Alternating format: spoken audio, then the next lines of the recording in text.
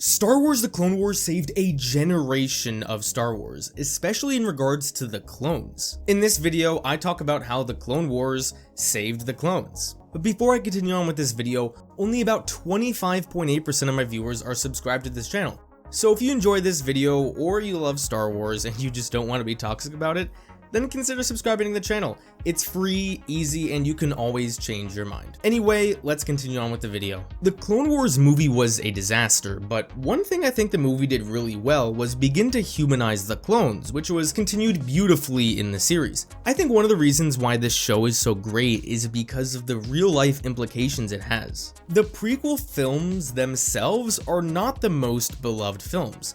I know nowadays there's been a huge appreciation for the prequel trilogy, and I'm grateful for that, but if we travel back in time to 2008 when the Clone Wars movie came out, good lord, the prequels were hated. So since this Clone Wars show takes place during the prequel era, it already had a larger hill to climb based off of the reception of the prequels. It was built on a foundation of a war that people weren't interested in, and it was built off of characters that, again, for the most part, people just weren't interested in. Back to the first point I made, this show was built off of a war where one faction was a bunch of droids, which were basically stormtroopers. I mean, they were treated like cannon fodder left and right, and two leaders who, in my opinion, just aren't good characters in the movies. And if you know me well, General Grievous is one of my least favorite characters in all of Star Wars. I mean, the only thing he was useful for was destroying the like button to this video. And the other side consists of a bunch of Jedi who say a few lines here and there in the movies, and clones who are basically mindless drones. So this show already has a lot it needs to fix. And I think the style of this show was excellent.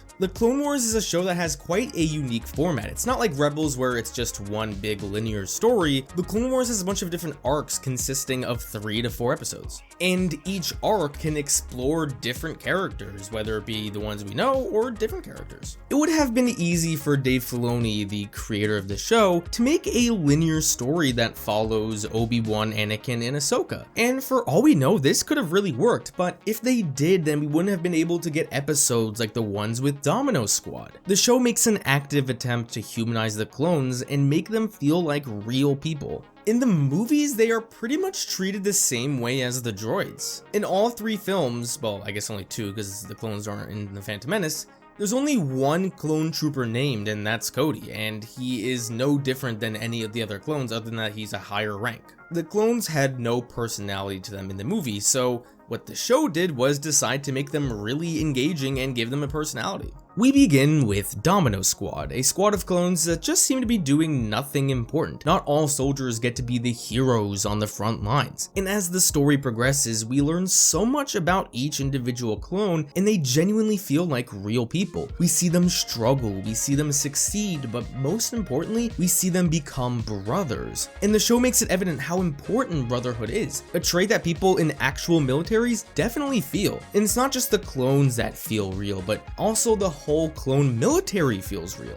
None of us have fought in a space war fighting robots with people that look exactly like us. But there are so many moments in this show where the viewer can deeply empathize with the clones. In the case of Domino Squad, we see the beginning and the end of their journey. It's so great when we see them overcome adversity, and it's so sad when we see them one by one lose their lives. The 5 episodes in season 6 are probably my favorite clone-focused episodes besides maybe the Umbara arc. We see how much Fives cares for his brother Tup, so when he dies, we are shown how much he cares because of the great lengths he goes to figure out how Tup died. And the icing on the cake for this arc, which Dave Filoni does a lot throughout the Clone Wars, is he manages to weave in this story and the clones to aspects of the Star Wars story that we already know. Five's arc directly ties in with Order 66 and why the clones betray the Jedi in Revenge of the Sith. So as we are witnessing the final moments of Five's story, we also learn more about Palpatine's grand plan. And there are so many other smaller moments in this arc and other arcs that just make the clones feel so real. In one episode, he goes to a clone bar. That stuff is just so perfect. In real life, there are many different kinds of bars that are exclusive to certain groups of people, so the idea of a clone bar just makes perfect sense. Also, when Fives talks about the nightmares of the mission he has, all the clones just look at each other, and without without a single word of dialogue spoken, you know exactly what they are thinking. This is great storytelling. In the Bad Batch arc, there are two moments that again further humanize the clones. In the second episode, there is this moment where Rex gets into a fight with one of the other Bad Batch clones. The other Bad Batch clones refer to Rex and the other regular clones as Regs. This reminds me so much of military banter that actually goes on. Granted, I am not in any military, I'm just some stupid college kid, but I've heard so many stories from different people and different factions of the military where they will have these names for other people in different factions. Like, for example, people in the Navy will have certain words they use towards people in the Army or the Coast Guard, for example. So when we see that kind of stuff in the Clone Wars, it just makes the show and the whole universe feel so much more real. Another great example of this is the short scene with Rex in the beginning of the first episode of the 7th season. He looks back at a photo of his fallen brothers, and he and Cody have a talk about the war. Survivor's guilt is real, and seeing it depicted in a cartoon show is phenomenal. Everyone can relate to that loss that Rex feels. Any veteran watching this show can deeply sympathize with Rex in this case. When you manage to get your audience member to deeply empathize with a character on such an emotional level, you know you're writing a good story. This is actually what I hope the Bad Batch is about. I'm not too interested in the characters themselves, but just the concept of having these clones or former soldiers in a post-war period with the rise of the Empire. I just want to see, what is it like for them? What traumas are they going to face? What struggles will they go through?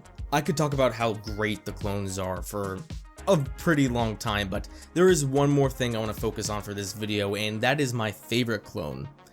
You guessed it, it is Clone 99. Clone 99 was a deformed clone who was deemed unfit for combat, so he basically became a janitor. He just wanted to be like any other clone and fight with his brothers, but he couldn't. It's already easy to root for an underdog, but this show goes further to show just how good-hearted he is. Almost every line 99 says can be a life lesson. The way he inspires Domino Squad to be better is just so beautiful. So when we see Heavy give 99 his medal, it just feels so earned because while 99 might not be fighting, he's so inspirational to both the clones and the audience. And when we get to see his inevitable death, while we the audience feel terrible that our favorite clone has passed, we can't help but feel a small sense of happiness because he died fighting alongside his brothers, just like he always wanted to do. That is how you properly kill off a character. 99's death honestly may be one of the most powerful deaths in Star Wars. The way Dave Filoni is able to change these mindless drones into really complex people in an animated series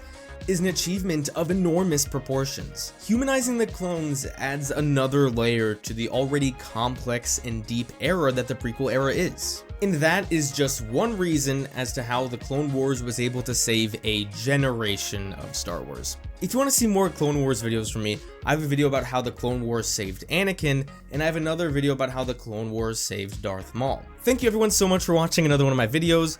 Don't forget to hit the Claude Squad, and I will see you guys next time.